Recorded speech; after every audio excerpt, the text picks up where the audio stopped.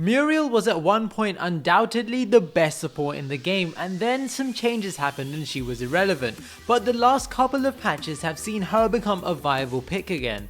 The problem with building Muriel is that there really is no right or wrong build. Of course, if you go crit or damage Muriel, then you're doing something wrong, but with regards to active cards like Honor the Pure or Tempest Pearl, you have a wide variety of cards to choose from and each have their own benefits. I like to build Muriel to help my allies as much as possible, and that means getting some cooldown reduction, a couple active cards like Honor the Pure and Overflowing Gifts, and a few passive cards that buff allies like Circlet of Health and Circlet of Mana.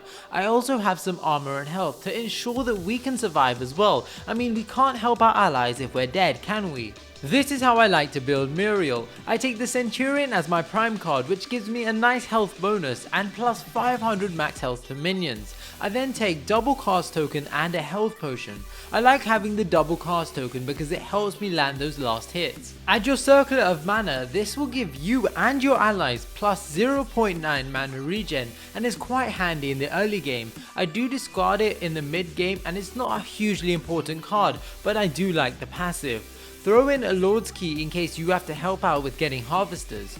Overflowing Gifts is for the unique active which grants plus 10 health regen for 14 seconds to yourself and nearby allies. I like this card on top of Circlet of Health and Honor the Pure. It becomes very difficult for your allies to die so early in the game and can often turn teamfights around in your favour.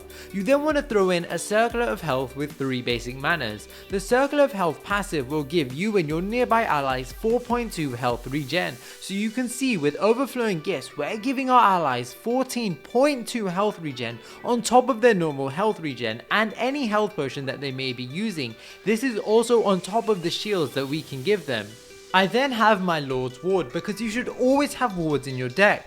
I have 3 advanced Chronos in this.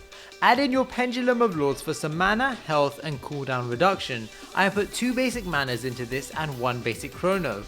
Now we move on to our armor and health. Add your first tempered plate with 2 greater guards and 1 greater health, and your second tempered plate with a minor guard and 2 lesser healths. Add in your first tuned barrier with 3 minor barriers and your second barrier with 3 health. Your penultimate card is Honor the Pure, which has an active that grants a shield to yourself and nearby allies for 5 seconds. I feel like this card drops off quite a bit, so I often get rid of it during the mid game. Our final card is Tempest Pearl. I really like Tempest Pearl because it can save your allies in a tricky situation. Its active grants plus 200 max movement speed to nearby allies for 3 seconds and could be the difference between life and death. I throw 3 greater barriers into this. So a lot of cards, but I will stress that there are quite a few cards that you might want to pick instead, like Shepherd's File is a great 1 cost consumable, or you might find that you have no use for active cards, in which case you could probably add more mana and survivability to your build. If you want to get full cooldown reduction, there's also an alternative build in the description below. I'll go over the build order, but I've never used the same build order twice because it changes so much. Sometimes I'll go for early cooldown reduction if I'm split pushing, and other times I'll get Overflowing Gifts with Honor the Pure and Circle of the Health to help my allies out if there are a lot of team fights. I do however always start with a health potion and double cast token. You really want to be able to get those last hits and farm up. I advise trying to farm up by yourself in a lane till you reach level 5 if possible. Remember that level XP is split between you and nearby allies, so if you are solo in a lane you're likely to reach level 5 a lot quicker. Having your ultimate up as soon as possible is crucial for your allies, allowing them to take risks that might pay off, or allowing your team to group up and push a tower while you split push because of your global ult. Now the build always starts and ends the same, but how we get there varies. I always throw in a Lord's Ward for my next back 100% of the time, and then usually a Circle of Health, followed by a Circle of Mana. However, if the enemy team are being quite aggressive, and this usually occurs with physical damage dealing heroes like Chimera, Rampage and Grux, then I'll get my tempered plate, but again the choice is up to you. If you do go for the tempered plate, get the one with the least expensive upgrades, as this will allow you to curve out your build better. You don't need so much armor so early on in the game, but having that bit of protection will definitely help. The final build looks something like this. Unfortunately, the footage that I recorded for this part was corrupt, but I'll talk you through it. Firstly, it's important to note that this is not reflective of the build order. Tempest Pearl is an active card, so remember to save an active card slot for it. I usually sell my cheap Tune Barrier and buy Tempest Pearl. Overflowing Gifts and Honor the Pure are absent from here because they are early to mid game cards and have no real impact in the late game. We have our Tune Barrier for health and energy armor and our Template for physical armor. So like I stated before, unlike my other guides where I go step by step through the build order, it is impossible to do so for Muriel, but if you have any questions or need help, feel free to ask in the comment section below. Now it's time for the actual guide. I'll show you what I did correctly and what I could improve on, and hopefully you guys will learn how to be a better Muriel player. The first thing I would say is always help your allies when you can. Now this might seem obvious, but you really do need good map awareness, especially if you aren't on voice communication. I recognize Grux is in danger and rotate over. I managed to get there just in time to shield him, and this delays his death, allowing the rest of my team to rotate over.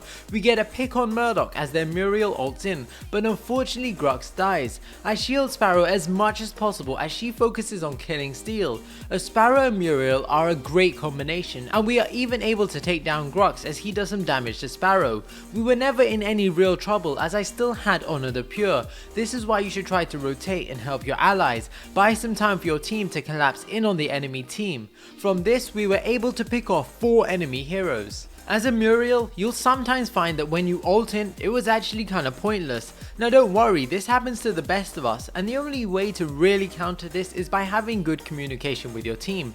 Don't let it dishearten you though, just appreciate how long it actually took all 5 of them to kill me. Now this is why I really like Tempest Pearl. The enemy team are pushing us back and it's very likely that without movement speed all 3 of us would have been killed, but we managed to escape. Unfortunately Sevrog still gets caught, but we are able to save him. I also used my overflowing gifts to get my Murdoch back some of his health so that if needed we could fight the enemy team, and this is what allowed us to save Sevrog. Murdoch was able to push forward because he had regen some of his health. Muriel's ult is not the easiest when it comes to targeting, nor is it the quickest, so as soon as Sparrow gets pulled I fire up my ultimate. If you take too long, it's very possible that the hero you're trying to save will be dead before you land. The great thing about Muriel is her global presence. I occupy the right lane, which means my team will be fighting 4v4 while I lane against Twinblast.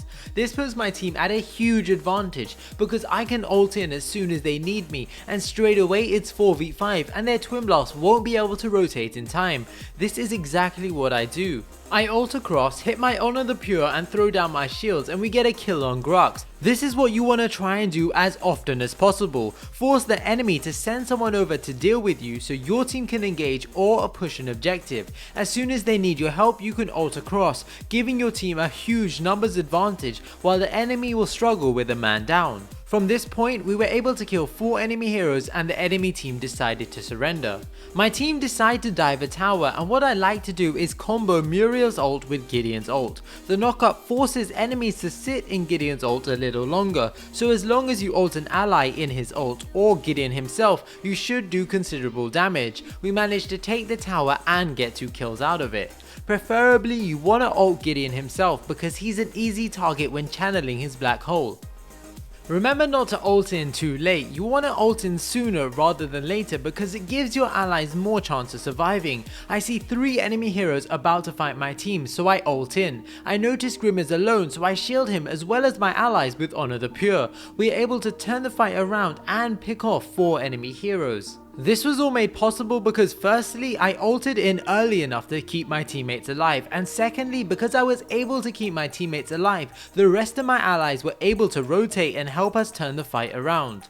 To sum it up, help your allies as much as possible. Try to focus your main damage dealers and keep them alive in teamfights. Use your ultimate sooner rather than later, and remember that you can slow enemies with your Q and speed allies with your right click. Also, it's very easy to get caught up in helping your allies, and I know this kind of contradicts what I said, but don't get caught up in helping your allies 24/7. I've seen Muriels rotate so much that they're often 20 to 30 card points behind. this shouldn't ever be the case. Remember to keep farming, rotate, secure a kill or save an ally and continue farming. Don't rotate aimlessly and all the time. You can't save everyone, and if they're a lost cause, just let them die. There's no point you dying as well and falling behind. I hope you enjoyed this video. Leave a like if you did. Remember, you can ask me any questions you have in the comment section below. And until next time guys, peace.